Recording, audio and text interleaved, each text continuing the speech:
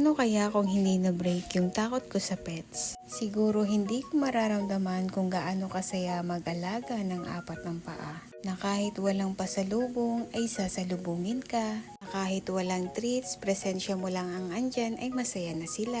Yung tipong nagmamahal ka ng 99% pero sila 101%. Kaya sobrang blessed and thankful ako dahil na-break ko yung takot ko sa pets. Kaya kahit gaano man karami yung mga to, kahit gaano man sila kalalaki sa akin, masaya ako sa ginagawa ko. Masaya ako na pagsilbihan sila araw-araw.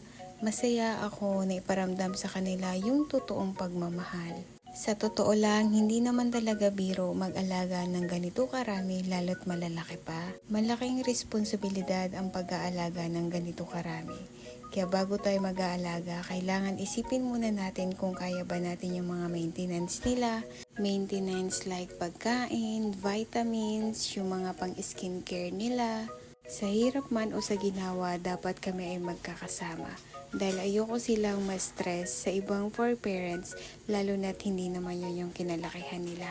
Kaya pag wala ko sa paningin nila, malungkot sila, nag-iingay talaga sila. Kaya masakit para sa akin na may mga dogs na nale-let go, may mga dogs na naaabandon na. Kasi simula nung dumating si Ate Das, every time nalilipat ng bahay ay kailangan tatanungin yung may-ari kung pets allowed ba. If hindi pets allowed, hindi namin i-go.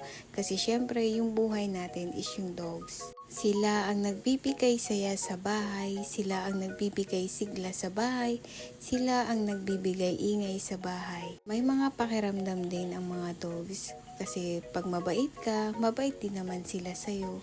Pero pag masama ka, alam mo, mararamdaman mo din sa dogs kung paano siya makitungo sa'yo. Hindi naman po ako perfectong for parents kasi hindi ko naman talaga nabibigay sa kanila ang lahat. Pero pinaparamdam ko sa kanila ang dapat iparamdam, yung totoong pagmamahal at buong pagmamahal. Inibigay ko ang dapat kong ibigay hanggat kaya ko. Kaya hanggat andyan pa sila, iparamdam natin sa kanila yung totoong pagmamahal.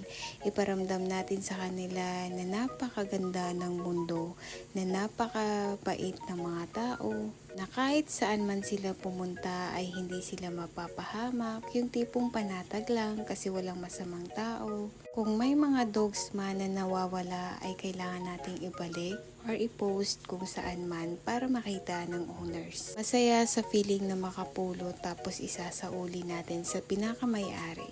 Kasi sa totoo lang ang dogs nalulungkot yan pag hindi niya kasama yung kinalakihan niyang for parent. Masaya na aalagaan natin sila kasi tayo nakapulot, pero mahirap naman kung hindi natin sila ibabalik dahil yung feedback nun sa dog or yung dog ay sobrang malulungkot dahil hindi niya nakikita yung for parents niya. Kaya lagi pong nakasara yung pintuan namin kasi wala po kaming gate. Best escape kasi tong mga to. Kaya talagang kailangan isara ang dapat isara kasi kahit mataas na tatalunin talaga nila. Nilalabas lang sila pagka kailangan mag-walk pero pag hindi naman mag-walk ay dito lang sila sa loob ng bahay, naglalaro-laro. Lalo na ngayon sobrang init ng panahon kaya sa bahay lang muna sila.